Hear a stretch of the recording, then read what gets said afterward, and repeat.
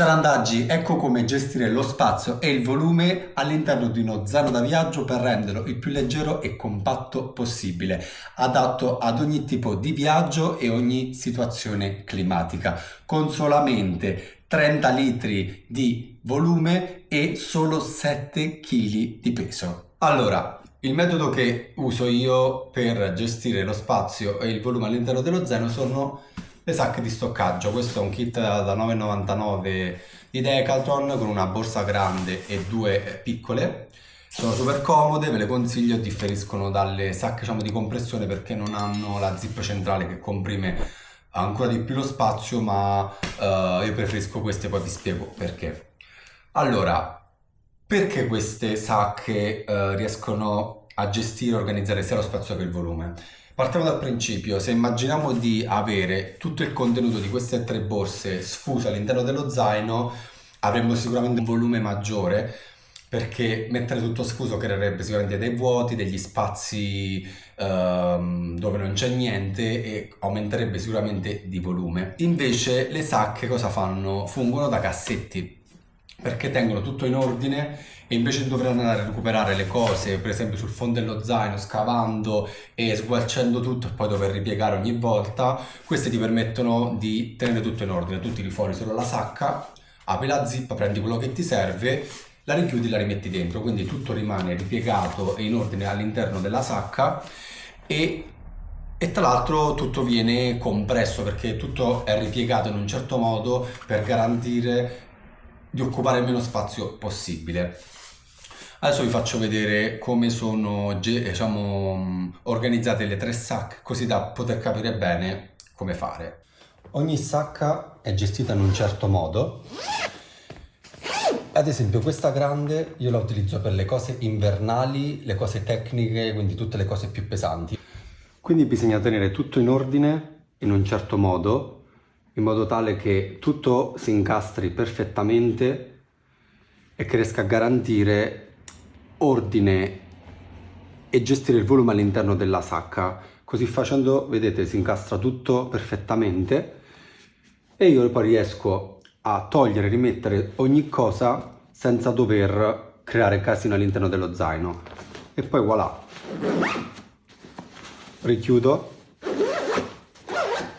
Queste invece sono le sacche più piccole. Questa dove tengo tutte le cose diciamo intimo e abbigliamento per la notte, quindi mutande, calzini, canottiere, pantaloncini del pigiama, e come vedete tutto è piegato con un senso in modo tale da gestire lo spazio nel miglior modo possibile e per poter contenere il maggior numero di indumenti. Infatti le mutande sono piegate in questo modo, i calzini sono tenuti piatti e le altre cose arrotolate.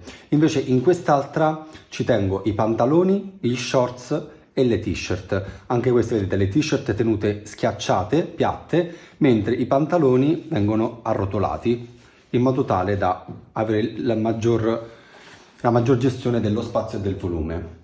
E anche queste, come le precedenti, poi basta richiudere e voilà, sia tutto pronto per riporre nello zaino. Ecco qua. Adesso vi ho mostrato come gestire lo spazio e il volume all'interno delle sacche di stoccaggio. Vi faccio vedere come sistemarlo tutto dentro lo zaino. Adesso ve lo mostro su questo zaino che è un po' più grande, però è comodo perché ha una tasca davanti, una zip che mi permette di farvi vedere lo zaino aperto e quindi come gestire tutto lo spazio. Allora, partiamo dal fondo. Io per creare una base uso dei sandali. Questi li uso tantissimo nelle situazioni dove fa caldo, sono super comodi. Io li metto semplicemente dentro una busta, questo è tipo di tessuto, in modo tale da separarle dal resto delle cose e tenerlo igienizzato. Lo metto qui sul fondo, così si crea una base qui. Dopodiché quello che faccio è aggiungo sullo schienale il computer e poi incomincio a inserire le sacche. La prima che è quella grande, poi quella più piccola e comincio a chiudere la tasca così da riuscire a gestire meglio lo spazio. Infine l'altra sacca.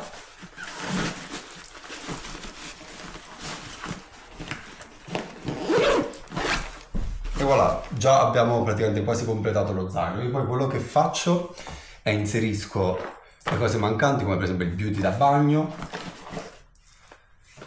il mio rasoio e il kit, diciamo, dalla farmacia con tutti i medicinali, le cose che mi servono per il viaggio. E voilà, lo zaino è pronto. Adesso vi faccio vedere però che tutto questo è anche uno zaino molto più piccolo. Tiriamo fuori tutto, questo via. Ripartiamo quindi dalla base, ovvero le ciabatte, i sandali, che mettiamo qui sul fondo. Poi mettiamo il computer, il mio Mac. Poi la sacca grande.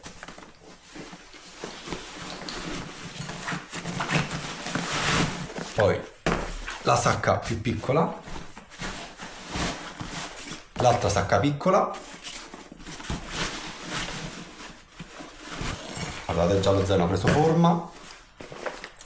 Il beauty. La farmacia da viaggio. Il rasoio. E voilà, lo zaino è pronto.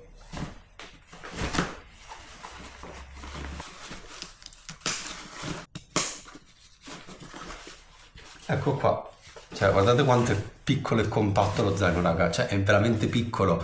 Questi saranno un 30-35 litri. Quindi raga, con solamente 30-35 litri di volume in uno zaino siamo riusciti a far entrare tutta quella roba, 3 sacche di stoccaggio più il resto, con un peso finale di solamente 7 kg. Abbiamo creato uno zaino adatto per ogni situazione, per viaggi anche abbastanza lunghi, perché come avete visto dentro c'erano indumenti sia per l'inverno che per l'estate, quindi uno zaino 4 stagioni, leggero e ultra compatto. Come vi dicevo all'inizio del video, io preferisco usare le sacche di stoccaggio e non quelle di compressione, in primis perché sono più economiche e in secondo perché le sacche di compressione in realtà non fanno altro che comprimere talmente tanto lo spazio che poi si crea come una gobba centrale e lasciano invece la parte dei lati, dei bordi fino agli angoli molto schiacciata, quindi poi quando si inserisce nello zaino questa sorta di gobba poi è più difficile da gestire lo spazio all'interno.